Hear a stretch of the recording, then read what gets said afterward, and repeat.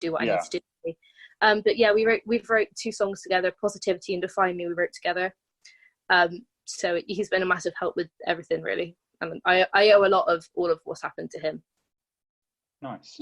Well, we'll go into songwriting in detail in a bit, but does playing 2 instruments help you in terms of your songwriting? Does that bring a different skill set? Or yeah, because when I was about 10, I was still learning piano, but obviously I didn't really know what all the chords were and like what chords fit with what key, all the technical stuff. But yeah, it definitely did help once I kind of knew my instrument and kind of knew what I wanted to do with it. Yeah, I guess it's just building up that skill set of what you need to write music and knowing what fits where and like how many bars to wait for what, all that stuff. But once I kind of built up all those skills on my instruments, then I could really kind of start focusing on the lyrical content as well, because I knew, because that was all sorted and I could do that well, I thought back then.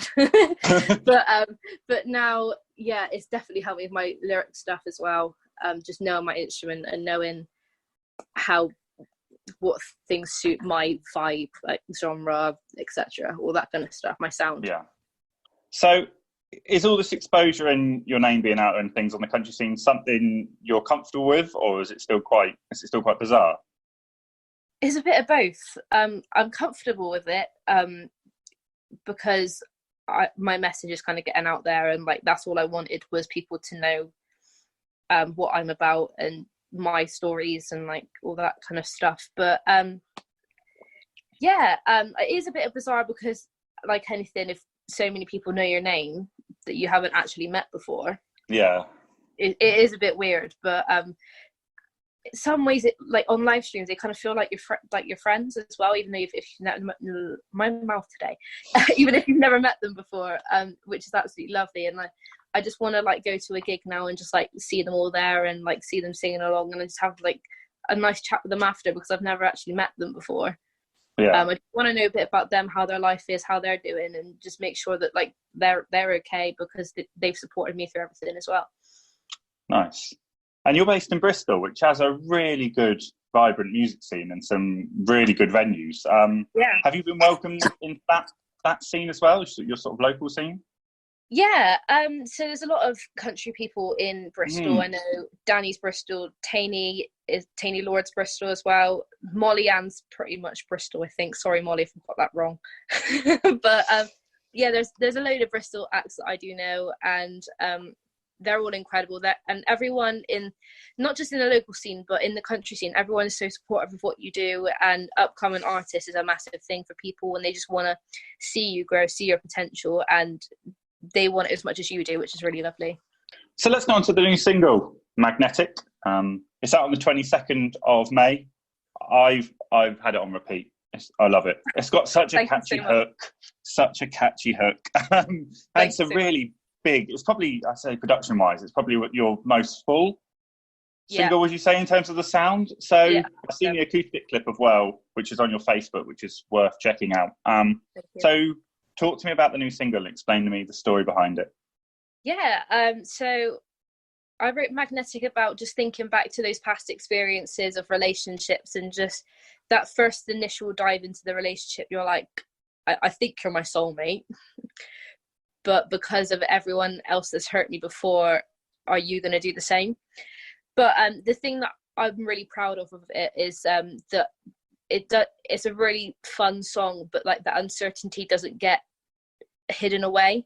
It's still got that sense of worry and uncertainty in it without crowding the whole thing, and it still keeps its lightheartedness as well. But it's just that like quick thing in the back of your mind. You're like, oh, okay. But yeah, it's just explaining the whole story, like of how when you first get into a relationship, how things feel, the things you admire about them, and even if you know they're a good person, you know that they aren't going to hurt you, that's not their intention, and then it just kind of turns out in the back of your mind, because everyone else has done it, are you going to do the same thing even though you know that they're not like that?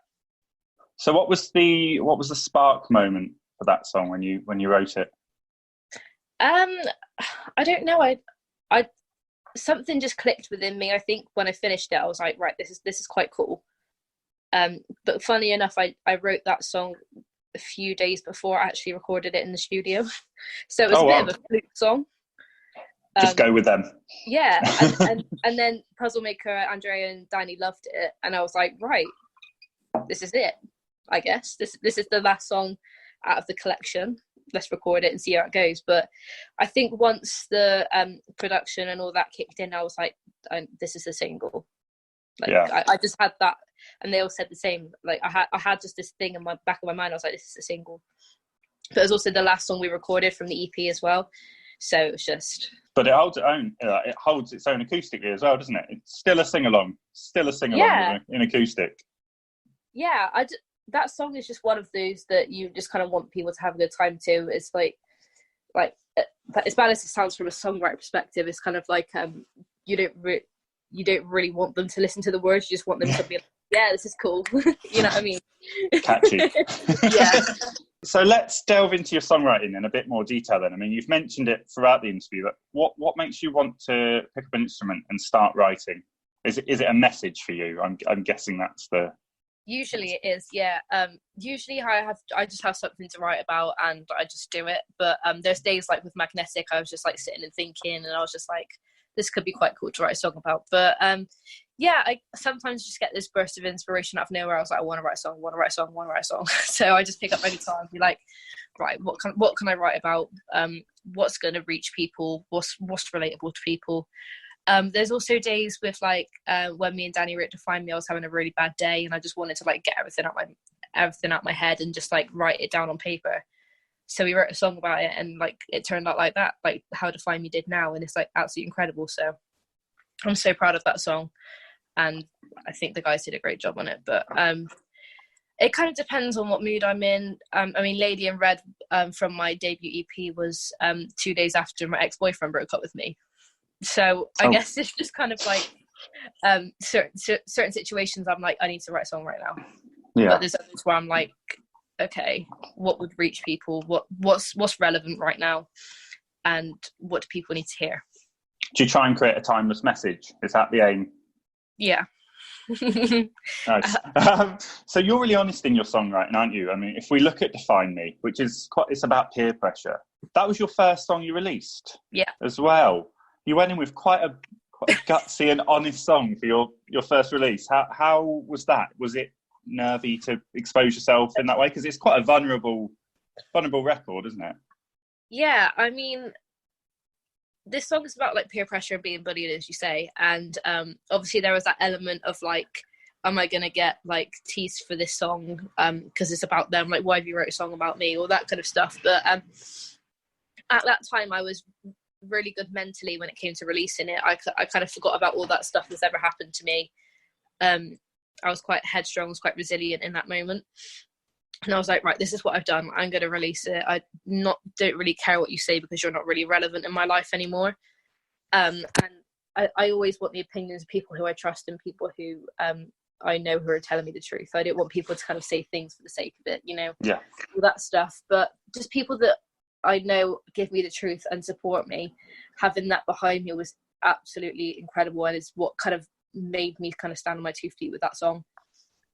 And yeah, I mean, in that back of my mind, I still had that little bit of worry. I was like, what if they find out? But then I was like, no, Kelsey, slap out of that. It's not relevant. But yeah, it is quite a ballsy song, I guess, to first release, but I feel like it's a message that so many people need to hear, and I wasn't doing it for a selfish reason. I think that was a part of it. That's why I didn't really feel too scared about it, because it's what people need to hear, and I know that song could probably reach so many people with the message it has. I didn't know that Danny wrote that with you, but that makes perfect sense when he's got songs like Boys Don't Cry. I mean, he loves a lay it all out on the table song, doesn't he? Yeah, I mean, his last EP was really emotional as well. And I remember when he was recording that, and I was like, this is great. And I just used to hear like his live gigs and stuff on his Facebooks and just listen to his messages. I was like, this is incredible. And he's a big inspiration for my songwriting, I think, because just hearing how he does, and like, I think it's always good to have an inspiration that you know, as well as like an inspiration like Taylor Swift, who's like you don't know but has done incredibly well and is great. But I think it just kind of gives you that motivation just to just do it. And in a way, you kind of want to make them proud if they're your inspiration and you know them. And that's also a big thing for me. So let's move on to live performing then. I mean, everyone's going to have forgotten how to do it on a stage. It's going to be strange when people go back. Have you done much in the way of live performance in the country scene? I have done, but it was more kind of just like pub gigs, or those kind of ones that like when you first get into it and like all that kind of stuff. This year was meant to be a really big year in terms of like getting myself out there in the country scene. So I was doing festivals like Country on the Coast and all that kind of stuff to try and push myself out there in more of the country way, because obviously when I started it was more singer-songwriter, not really knowing which way to go. But I've done a few gigs. I've done a few country gigs, so I kind of know where I'm at with that. And the audience is so lovely in country gigs because they want to be unlike anything else. 100%, and they're there to like listen to music and like understand what you've been through, and they're just so supportive. But that was kind of my main goal for this year, was to get out there, do country gigs, do country festivals, and just be appreciated by country audiences, because that's the people I want to reach. Yeah, perfect. So I think it's fair to say very early in your career, but do you have a plan or aim over the next few years of where you want to go? Do you have goals you want to achieve?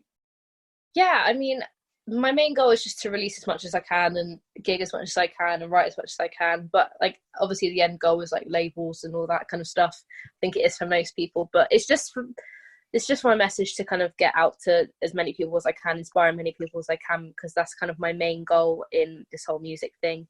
My songwriting is just to write about my experiences and let them be heard across many people, because I think songs like Define Me, I really want that to not get big from a personal benefit, to get to be heard widely for everyone that's been through the same things that I have, and just a song that people need to hear. And I feel like that song kind of represents that really well. Yeah. So if someone came up to you at the end of a show and said, I really enjoyed this song because of this XYZ reason, would that really validate it for you? Yeah, I've had probably about 3 people do that to me with Find Me and Positivity, because it's what they needed to hear, and they've gone through the same things that I have, and just knowing that it's okay, and that there's a light at the end of the tunnel, and people's words don't really mean anything at the end of the day, because you are who you are. It's when people get that click in their head and they're like, this is it. Yeah. That's what I need to do. That's a really validating moment for me, yeah. Nice. So who are you listening to at the moment? Who have you got on repeat? Maren Morris and Taylor Swift again. I think they'll always be on my repeat list. Somebody Like That by Tenille Arts. I love that song. I love Russell Dickinson at the moment, and I guess I'm kind of a One Direction fan at heart, or not. But yeah, just those kind of artists. Yeah. Let's wrap this up. So what's next for you? What's the plan? Have you got more music come out? Is there an EP on the way? What can you tell me? So my single is out on Friday, and then my EP is coming out at the end of June, which is exciting. I'm so excited for that to be released, because I've worked really hard on that, and it's just a lot more fun than my debut EP, because that was really emotional.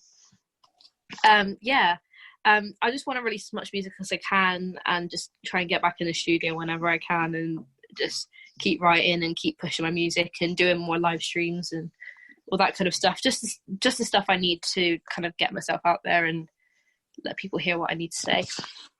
Perfect. Kelsey, thank you very much. Thank you for having me. There we go. Kelsey Bovey there, who was truly a pleasure to talk to. She's got a heart of gold. I do have to send thanks to Rachel Selleck from Scarlet River Management for setting that one up for me. If you want to listen to Kelsey, her debut EP is on Spotify and all good streaming services now. Her second EP is out in June this year, so keep an eye out on Kelsey's social media pages for that. She's on Facebook, Twitter and Instagram. Right, don't go anywhere, because that's not it this week, as we move on to interview 2 with Harriet Rose. Harriet Rose is a super talented country Americana artist who hails from Yorkshire in England. She's been gigging for the past 5 years and on the cusp of releasing her debut EP. We were meant to have heard some of that material from this release by now, but coronavirus.